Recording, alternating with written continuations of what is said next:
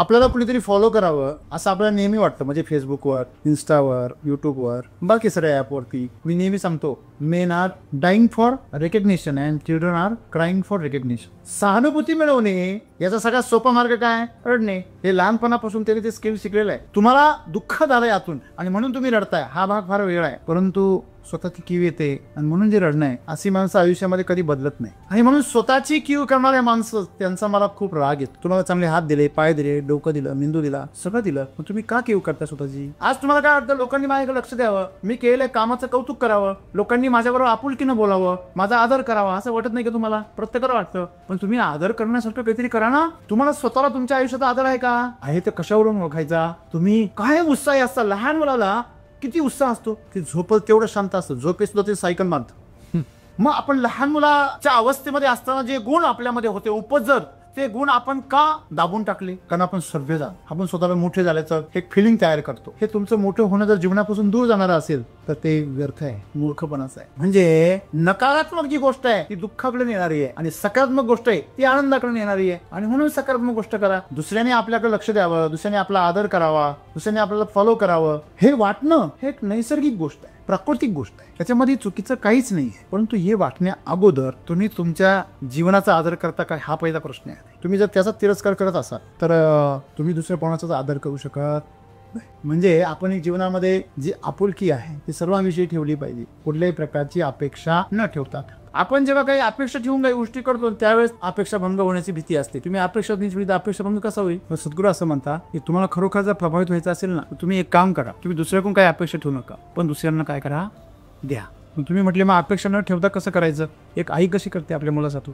सगळ्यांची आई बना. मग तुमच्या मनामध्ये जेव्हा मातृत्वाचा भाव तयार होईल तेव्हा तुमच्या मनामध्ये आपोआप निरपेक्ष होणं तयार. करुणा तुमच्या मनामध्ये जन्माला आली पाहिजे आणि करुणा जन्माला आली की तुम्हाला मुक्तीकडे घेऊन.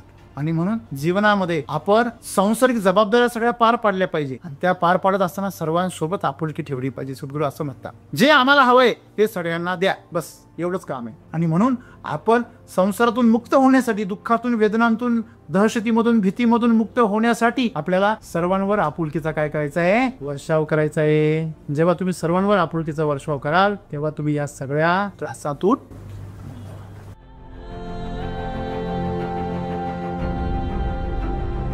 माझा प्रश्न असा आहे की जीवनामध्ये अपेक्षाच न ठेवता जीवन कसं जगलं पाहिजे? जसं की आपण आपुलकी म्हणतो किंवा मग इतरांकडनं जर अपेक्षाच नाही ठेवली तर त्या जीवना म्हणजे स्वतःच परिपूर्ण आपण करू शकतो, परंतु ती स्टेज यायला खूप वेळ लागू शकतो. त्यामुळे मग अपेक्षाच सोडून दिले पाहिजे किंवा मग स्वतःमध्येच आपण जे काय आहे परिपूर्ण राहून पूर्णपणे जीवनाचं स्वतःचं नियंत्रण स्वतः केलं पाहिजे. तर यासाठी काय करायला पाहिजे? सद्गुरूंनी जो पोट सांगितलाय, दुसऱ्याने आपुलकी दाखवावी किंवा लक्ष द्यावे ही अपेक्षा न ठेवता सर्वांवर आपुलकीचा वर्षाव करू शकणे हीच मुक्ती आहे.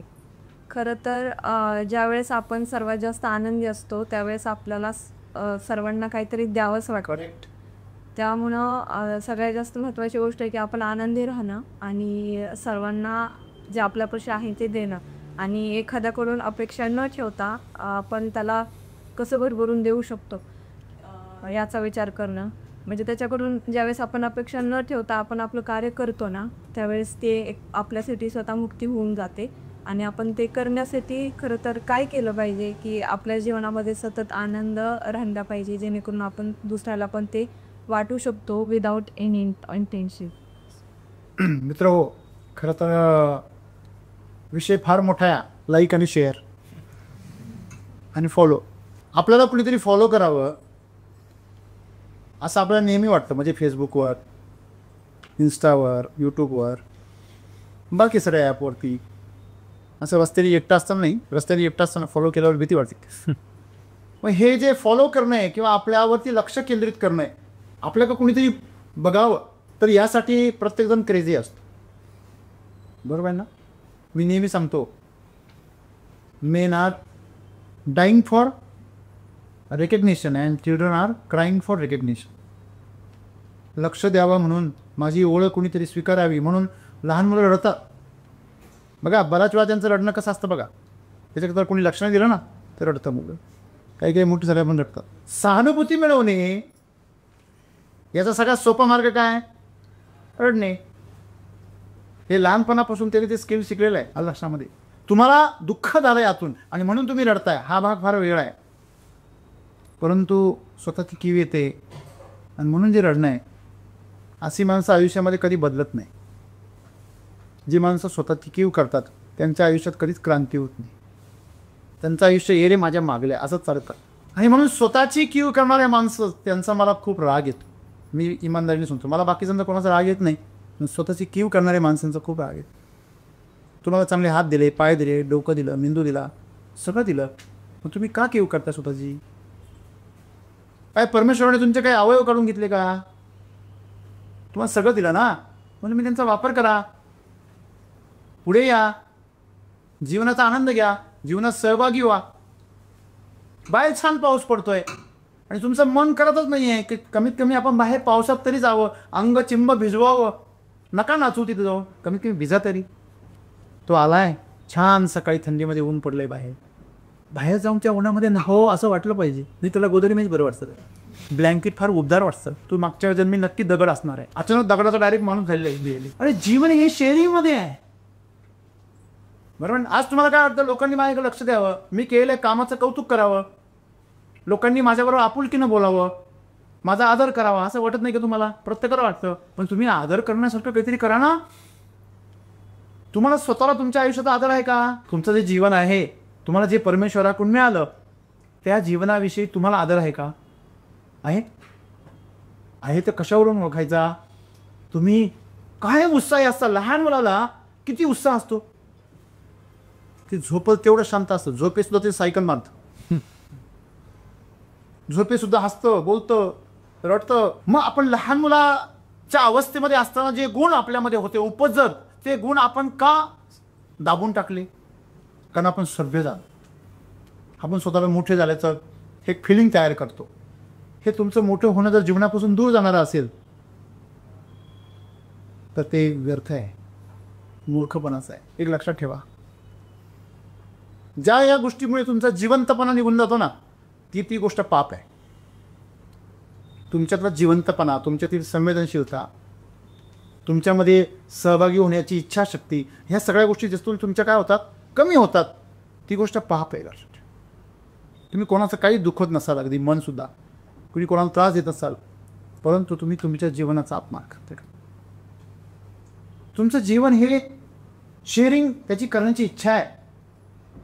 बघा, तुम्हाला जेव्हा आनंद होतो तेव्हा तुम्हाला पहिल्यांदा काय वाटतं? तो कोणाचा तरी काय करावा? वाटून घ्यावा. कारण तो असा बाहेर येतो.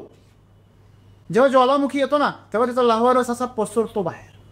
त्याला कोणी बोलत नाही ये इकडे आमच्या गावांमध्ये आणि जाळ सगळं, असं कोणी म्हणत नाही, पण तो पसरतो. रस्त्यामध्ये आलेल्या सर्वांना जाऊन भस्म करतो. कसं आनंदाचा जो भाव असतो ना, तो आजूबाजूच्या सगळ्या दुःखांचा जाऊन नाश करतो. तुमच्यामध्ये असलेलं सुद्धा दुःख सुद्धा जाऊन टाकतो. तुमच्यामध्ये असलेला अहंकार जाऊन टाकतो. तुमच्यामध्ये असलेला आळस जाऊन टाकतो. तुमच्यामध्ये असलेला अज्ञान जाऊन टाकतो. तुम्ही एखाद्या आनंदी माणसाला एखादी गोष्ट सांगा, हां असेल असं म्हणतो, हा असेल बा, एखाद्या दुःखाला सांगतो भे कधीच नाही असू शकत. म्हणजे नकारात्मक जी गोष्ट आहे ती दुःखाकडे नेणारी आहे आणि सकारात्मक गोष्ट आहे ती आनंदाकडे नेणारी आहे. आणि म्हणून सकारात्मक गोष्ट करा. काय सकारात्मक गोष्टीला काय तिथे काय मध लावलेली आहे का? असं काही नाही आहे की सकारात्मक गोष्ट ही देवाच्या पोटातून जन्माला आली आणि नकारात्मक गोष्ट राक्षसाच्या पोटातून, असं नाही आहे. पण सकारात्मक गोष्ट तुम्हाला आनंदाकडे घेऊन जाते. जेव्हा तुम्ही वाटता तो आनंदाचं लक्षण आहे.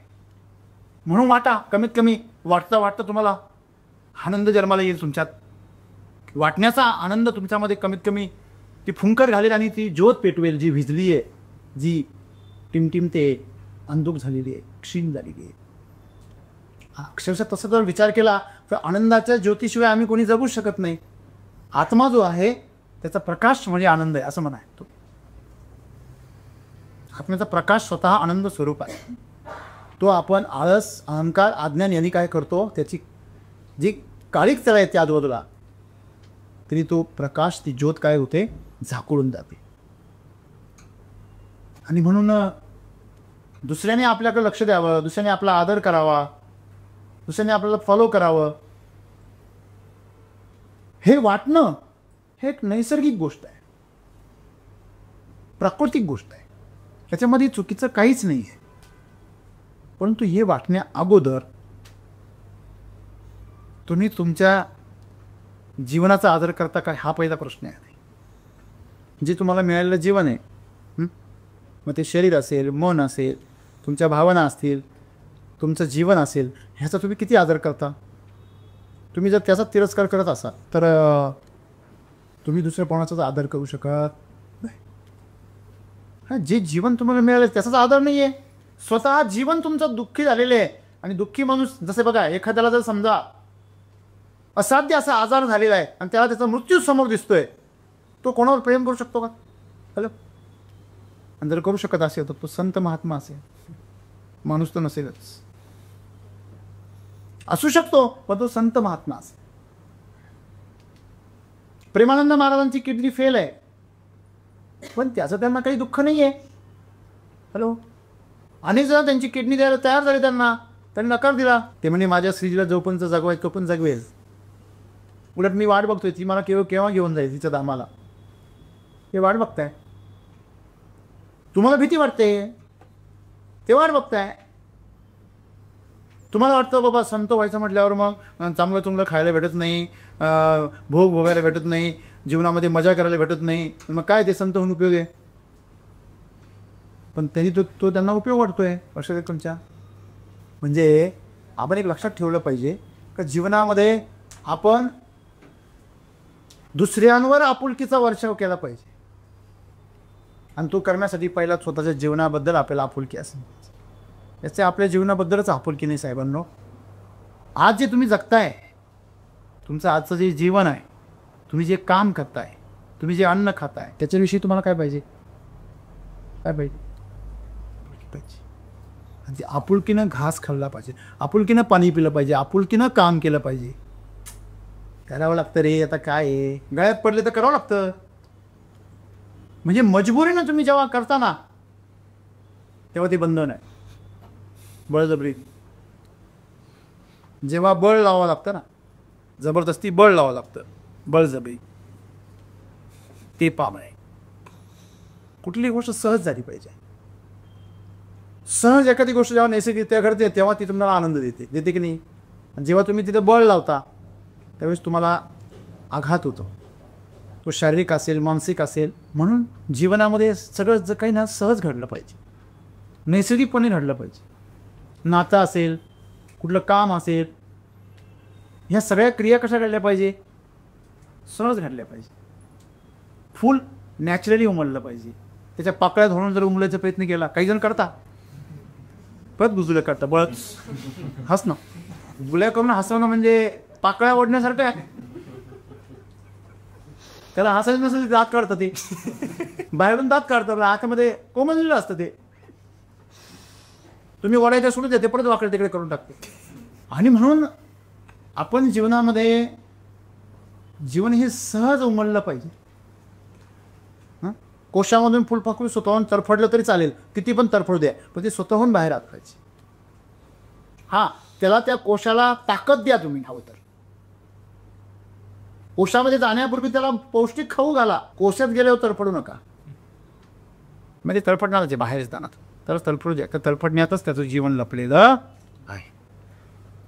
कसं आहे, माणसाच्या जीवनामध्ये आपण असा विचार करतो की मी जशाच तसा आहे. बरेच लोक सांगतात मी जशाच तसा आहे, मी चांगल्याला चांगला आणि वाईटाला वाईट आहे बोलतात लोक. असं मला सांगा, मग त्याचे निम्मे फॉलोअर राहतात, निम्मे त्याचे दुश्मन राहतं. मग कळतं का तुम्हाला?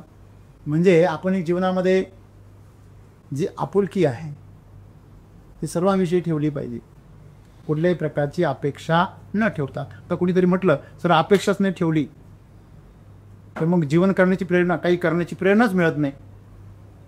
मला सांगा, अपेक्षा ठेवून मी आत्तापर्यंत काही बरेचसे वर्ष झाले तुम्ही अपेक्षा ठेवून करताय ना, काय झालं साध्य? अपेक्षा भंगच झाला. ज्यांना फळ मिळालं अपेक्षित त्यांचा सुद्धा अपेक्षा भंग झालेला आहे. मी तर म्हणेन त्यांचा जास्त घोर झालेला आहे. आणि ज्यांची अपेक्षा पूर्ण झालेली नाही आहे त्यांना असं वाटतंय आपल्या अपेक्षा पूर्ण होत नाही, ती त्या अपेक्षा भंगात आहे. पण त्यांच्यासाठी अजून प्रेरणा शिल्लक आहे. पण ज्यांना प्राप्त होऊ नये, ज्यांचा अपेक्षा बंद झाला आहे, त्यांचं किती दुर्दैव आहे. हॅलो. आणि म्हणून मूळ दुःख हे आहे ना, हे दुःख अपेक्षित आहे.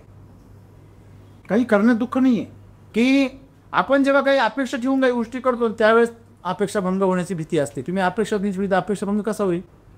मग तुम्ही आम्हाला प्रेरणाच मिळत नाही. एक लक्षात घ्या, जेवढा आनंद, जेवढं समाधान तुम्हाला दुसऱ्याची सेवा करून मिळतं तेवढा मेवा प्राप्त करून मिळतं का?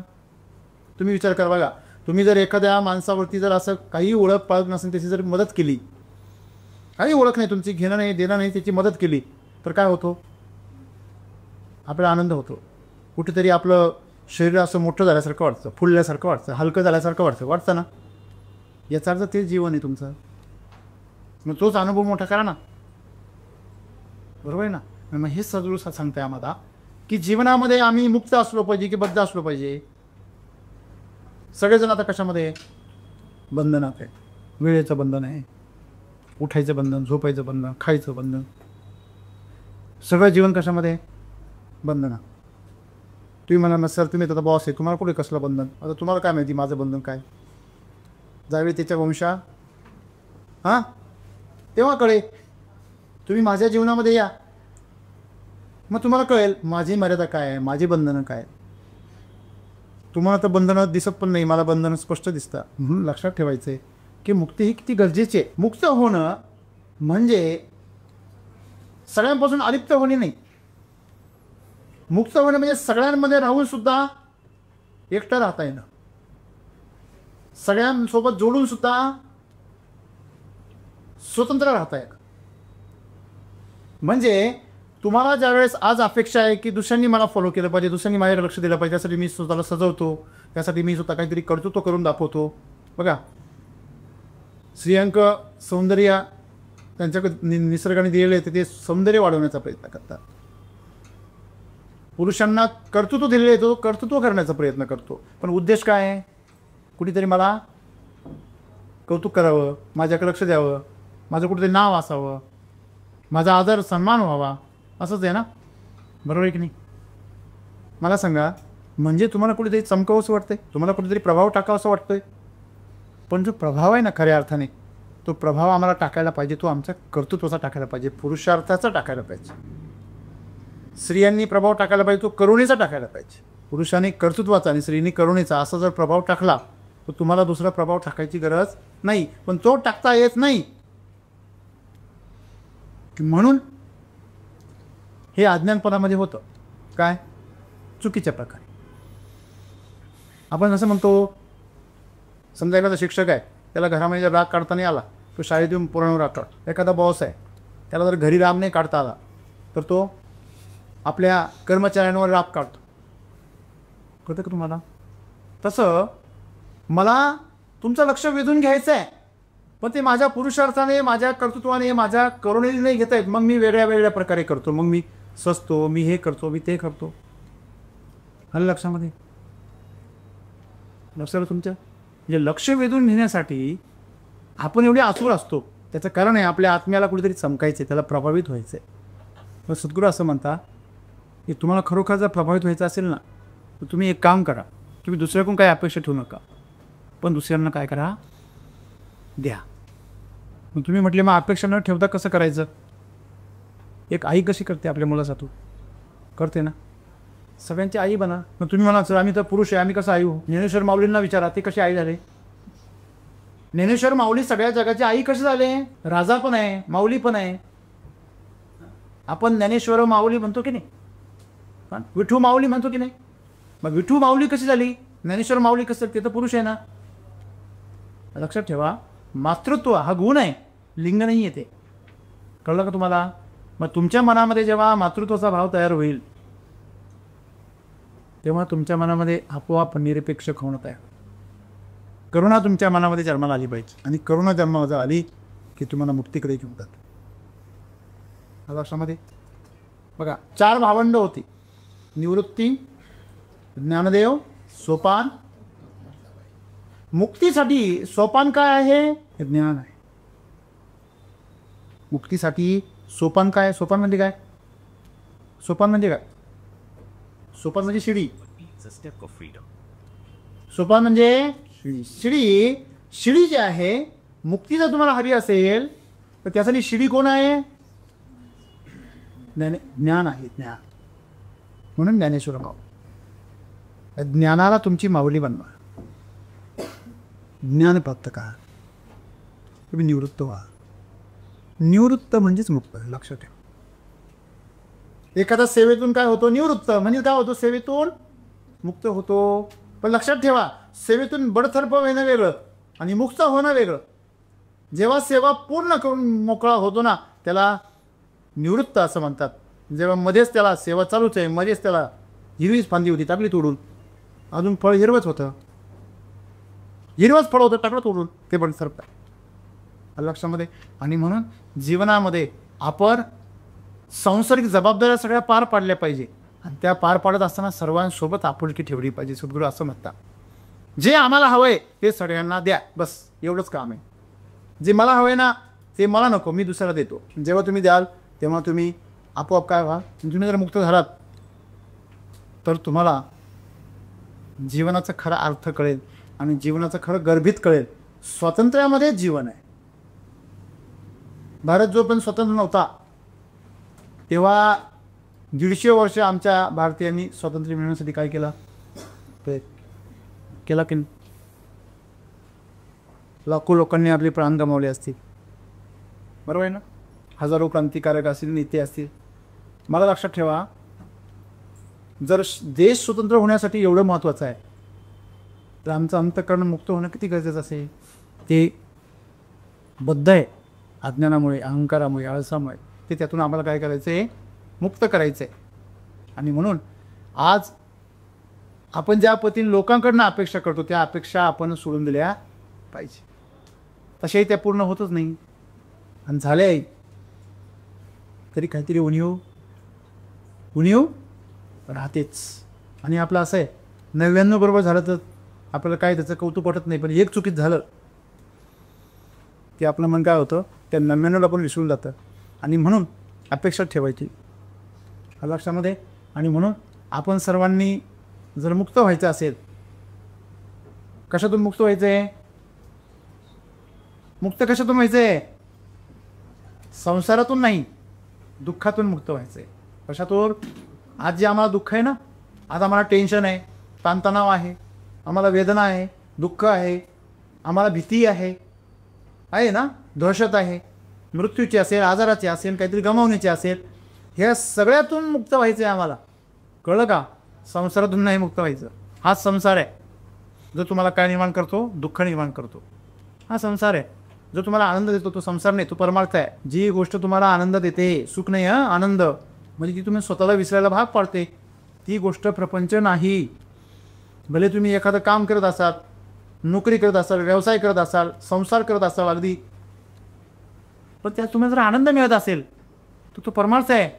ज्याच्यामुळे तुम्हाला दुःख मिळतं तो संसार आहे. आणि म्हणून त्या संसारातून मुक्त व्हायचं आहे. आणि म्हणून आपण संसारातून मुक्त होण्यासाठी, दुःखातून, वेदनांतून, दहशतीमधून, भीतीमधून मुक्त होण्यासाठी आपल्याला सर्वांवर आपुलकीचा काय करायचा आहे, वर्षाव करायचा आहे. जेव्हा तुम्ही सर्वांवर आपुलकीचा वर्षाव कराल तेव्हा तुम्ही या सगळ्या त्रासातून